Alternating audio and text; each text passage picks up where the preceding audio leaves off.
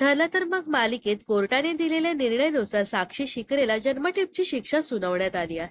तर प्रियाला 7 वर्ष तुरुंगवासाची शिक्षा देण्यात आली आहे. तर आता प्रिया आणि साक्षी या दोन्ही मालिकेच्या प्रमुख खलनायिका आहेत. तर वात्सल्य आश्रम केस संपल्यावर आणि दोन्ही खलनायिका जेलमध्ये गेल्यावर ही मालिका संपणार का? प्रिया जेलमध्ये गेल्यामुळे मालिकेमध्ये 7 वर्षाचा लीप येणार का? अशा बऱ्याच चर्चा सध्या सोशल मीडियावर रंगल्या आहेत. मात्र या सगळ्या चर्चांवर सायलीची भूमिका साकारणाऱ्या अभिनेत्री जुई गडकरीने पोस्ट शेअर करत स्पष्टीकरण दिलं आहे. जुईने अशा कोणत्याही अफवांवर विश्वास ठेवू नका आणि मालिका पाहत राहा अशी विनंती चाहत्यांना केली आहे. जुई गडकरी लिहिते, मालिकेत लीप येणार नाही आणि मालिका संपणार सुद्धा नाही.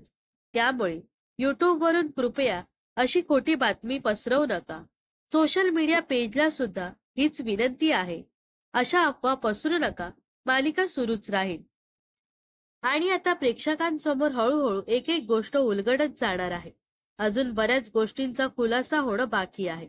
फक्त वात्सल्य आश्रम केसचा निकाल लागला आहे. त्यामुळे प्रेक्षकांनी मालिका रोज पाहत राहा. ठरलं तर मग मालिकेच्या संपूर्ण टीमचं तुमच्यावर खूप प्रेम आहे. तुम्ही दिलेल्या प्रेमासाठी आम्ही सगळेजण कृतज्ञ आहोत. तर ठरलं तर मग मालिका पाहायला तुम्हाला आवडते का हे नक्कीच कमेंट्स मध्ये सांगा. व अशाच मनोरंजन विश्वातील ताज्या घडामोडी जाणून घेण्यासाठी नक्कीच आपल्या चॅनलला सबस्क्राईब आणि फॉलो करायला विसरू नका.